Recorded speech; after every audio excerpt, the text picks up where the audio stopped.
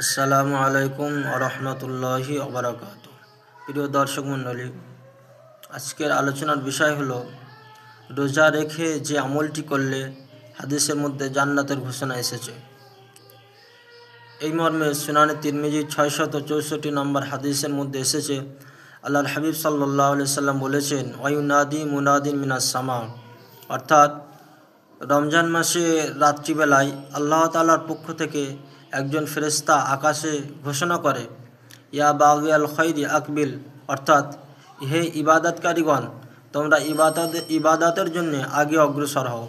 দ্বিতীয় ঘোষণা দেন, অয়া বাগিয়া শাররি আকসির, দ্বিতীয় ঘোষণা দেয় যে হে গুনাহকারীরা, তোমরা থেমে যাও, অর্থাৎ গুনাহ করার জন্য আর পা তোলো না।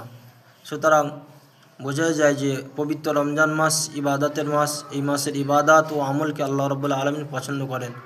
এই মর্মে ইমাম বাইহাকির লেখা শুআবুল ঈমানের 1994 নম্বর হাদিসটি লক্ষ্য করা যায়।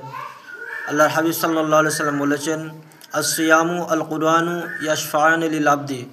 আল্লাহ রসুল বলেন যে রোজা এবং কোরআন উভয় বান্দার জন্য কিয়ামতের দিনে সুপারিশ করবে।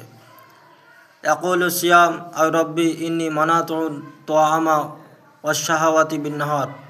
রোজা বলবে, ও আল্লাহ, আমি আপনার এই বান্দাকে দিনের বেলায় পানাহার এবং যৌন কর্ম থেকে দূরে রেখেছি, ফাশাফিনি ফি, সুতরাং আপনি আমার সুপারিশ গ্রহণ করুন। ইয়াকুলুল কুরআন, কোরআন বলবে, আয় রব্বি ইন্নী মানাতুহু নাওমা বিল-লাইল ফাশাফিনি ফি।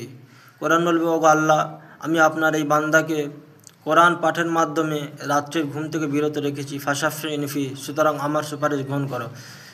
আল্লাহ রসুল সাল্লাল্লাহু আলাইহি সাল্লাম বললেন, ফাইশাফান, কোরআন এবং রোজা উভয়ের সুপারিশকে আল্লাহ রাব্বুল আলামিন গ্রহণ করবেন।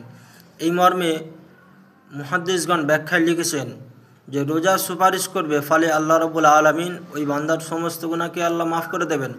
আর কোরআন সুপারিশ করবে, ফলে আল্লাহ রাব্বুল আলামিন কোরআনের সুপারিশ অনুযায়ী আল্লাহ রাব্বুল আলামিন তাকে জান্নাতে প্রবেশ করাবেন এবং জান্নাতের উচ্চ মর্যাদা দান করবেন। সুতরাং পবিত্র রমজান মাসে রোজা রাখার পাশাপাশি কোরআন তেলাওয়াতে অভ্যস্ত হওয়া খুব ভালো বিষয়। আল্লাহ রসুল সাল্লাল্লাহু আলাইহি সাল্লাম নিজে পবিত্র রমজান মাসে একটি করে কোরআনের খতম করতেন। এমনকি যে বছরে আল্লাহ রসুল সাল্লাল্লাহু আলাইহি সাল্লাম ইন্তেকাল করেন, সেই বছরে 2টি কোরআন খতম করেছিলেন। যেমন সহিহ বুখারীর 6 নম্বর হাদিসের মধ্যে এসেছে, ওয়ালকাহু ফি কুল্লি লাইলাতিন মিন রমাজান ফাইদা রিসুহুল কোরআন। সহিহ বুখারীর 6 নম্বর হাদিসের মধ্যে এসেছে যে ফেরেশতা জিবরাইল আলাইহিস সালাতু ওয়াস সালাম আল্লাহ রসুলের কাছে রমজান মাসের প্রতিদিন রাত্রিবেলায় আসতো এবং আল্লাহ রসুলের কাছ থেকে কোরআন শুনতেন এবং ফেরেশতা জিবরাইল আলাইহিস সালাতু ওয়াস সালাম আল্লাহ রসুলকে কোরআন শোনাতেন। এইভাবে তিনি প্রতি বছর রমজান মাসে একটি করে খতম করতেন। সুতরাং আমার আপনার উচিত রোজা রাখার পাশাপাশি এই আমলটা করা। আল্লাহ রাব্বুল আলামিন এতে অত্যন্ত খুশি হবেন এবং আমাদের জন্যে জান্নাতের ব্যবস্থা করে দেবেন।